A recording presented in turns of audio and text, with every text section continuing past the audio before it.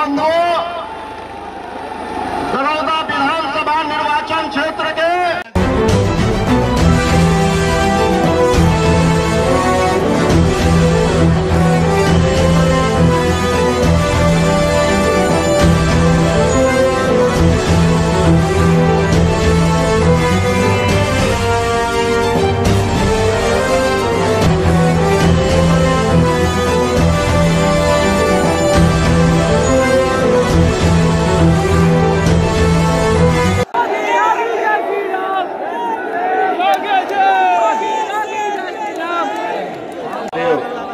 भगवान महेंद्रनाथ की इस पावन धरती को मैं कोटि कोटि नमन करते हुए आप सबका अभिनंदन करता हूं। भाइयों बहनों, बिहार विधानसभा का चुनाव दूसरे चरण में पहुंच चुका है। कल पहले चरण में 54% लोगों ने मतदान में भाग लिया। वैश्विक महामारी कोरोना के बावजूद बिहार की जनता जनार्दन का चुनाव के प्रति जो भाव है, लोकतंत्र के प्रति जो भाव है, वो अभिनंदनीय है।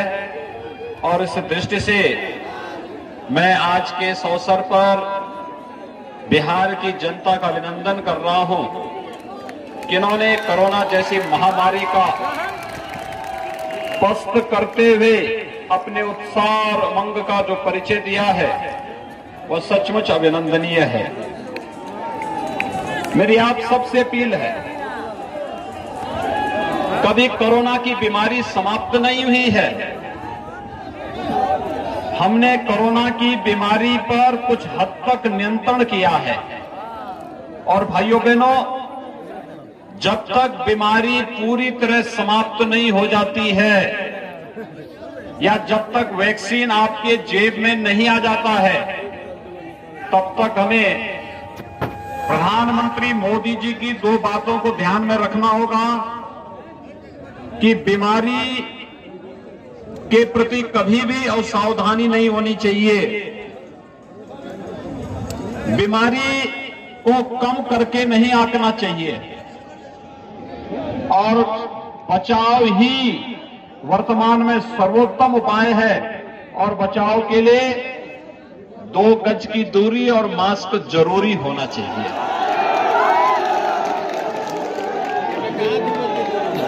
मैं कोरोना कालखंड के दौरान जब लॉकडाउन प्रारंभ हुआ था, तो भाइयों बहनों, लॉकडाउन के दौरान मैंने इस बात को देखा, बड़ी मात्रा में महाराष्ट्र से, पंजाब से, दिल्ली से लगाई।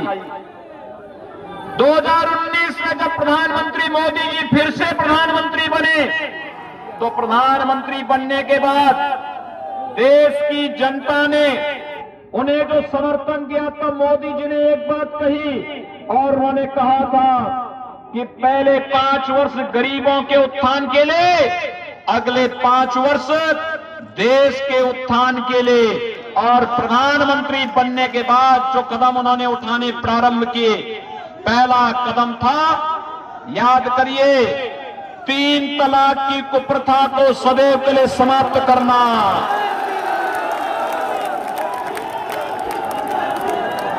आत्मनिर्भर पैकेज, भाइयों बहनों, आज तक कभी नहीं इतना बड़ा पैकेज मिला जो प्रधानमंत्री मोदी जी ने देश की जनता के हित में कदम उठाए थे।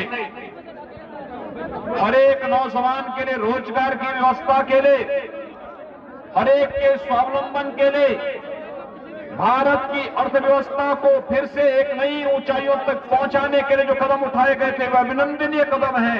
और आज उसी का परिणाम है कि आपकी दृढ़ इच्छा शक्ति के सामने कोरोना परास्त हो रहा है, पस्त हो रहा है और भारत विजयी और मुद्रा में आगे बढ़ते हुए जा रहा है। जैसे बिहार के नौजवानों के उमंग ने, उत्साह ने कोरोना को पस्त किया है, भाइयों बहनों, ऐसे ही जातिवादी और वंशवादी ताकतों को बिहार के अंदर फिर से पस्त किए जाने की आवश्यकता है और उन्हें पस्त करने के लिए आप सबका आह्वान करने के लिए मैं आपके बीच आया हूं। हम सब जानते हैं आज से 15 वर्ष पहले बिहार के सामने अपनी पहचान को छुपाने की एक मजबूरी आ गई थी। पहचान का एक संकट खड़ा कर दिया था कुछ लोगों ने। कौन ये लोग थे? ये लोग वही थे जो आज फिर से रोजगार का झुंझुना पकड़ा करके जनता की आंखों में धूल झोंकना चाहते हैं। याद करिए 15 वर्ष पहले इनके जंगल राज को जब इन्होंने जाति के नाम पर परिवारवाद की राजनीति को बढ़ावा दिया और परिवारवाद के नाम पर भ्रष्टाचार को बढ़ावा देकर के बिहार में जंगल राज की स्थिति पैदा कर दी थी और बिहार के रूप ही अयोध्या में भगवान राम का भव्य मंदिर का निर्माण का कार्य प्रधानमंत्री मोदी जी के मार्गदर्शन में हो रहा है। और मेरी आप सबसे अपील होगी कि हमें इस यश और कीर्ति को देश और दुनिया के कोने कोने में लेके जाना है। इस दृष्टि से हमें दुनिया के अंदर भारत की यश और कीर्ति को पहुंचाना है। तो मर्यादा पुरुषोत्तम भगवान श्री राम का आदर्श चरित्र हम सबके सामने है और इसके लिए मैं आपका आह्वान करने के लिए आपके बीच आया हूं। हम सब मिलकर के इस कार्यक्रम को नेतृत्व प्रदान करें। भाइयों बहनों, ये जो जातिवादी ताकतें जो राम मंदिर के मार्ग में बाधक थी, कश्मीर में आतंकवाद और देश के अंदर नक्सलवाद को समाप्त करने में बाधक थी, नौजवानों के नौकरी और रोजगार में बाधक थे, इन सभी लोगों को मुंहतोड़ जवाब देने का अवसर है बिहार विधानसभा का चुनाव। और बिहार विधानसभा चुनाव के माध्यम से मेरी आप सबसे अपील होगी। कल 28 अक्टूबर को पहले चरण का चुनाव संपन्न हुआ। 54% लोगों ने कल मतदान में भाग लिया।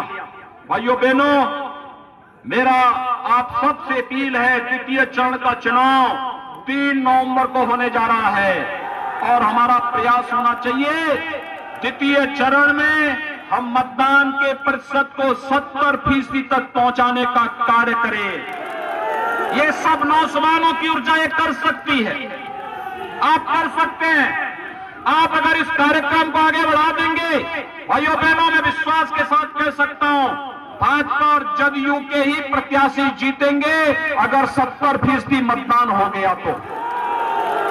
मतदान के प्रतिशत को बढ़ाने के लिए आप सबका आह्वान कर रहा हूं। बदलने का कार्य किया आपने देखा होगा, प्रधानमंत्री के रूप में देश की राजनीति की धुरी को बदलने का जो कार्य प्रधानमंत्री मोदी जी ने किया है, उस कारण ये पोस्टर उठा दो भैया।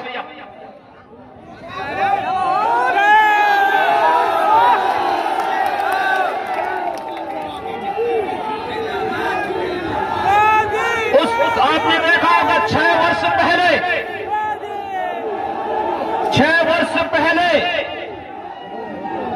आपने देखा होगा 2004 से 2014 तक इस देश के अंदर कांग्रेस के नेतृत्व में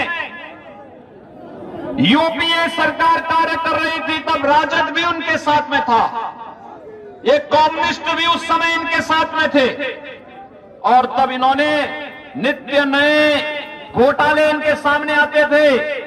कभी स्पेक्ट्रम घोटाला, कभी कोयला घोटाला, कभी कॉमनवेल्थ घोटाला, कहीं पर कोई अन्य घोटाला, और ये घोटालों पे घोटाले नए करते करते इन्होंने देश के सामने विश्वसनीयता का एक संकट खड़ा किया।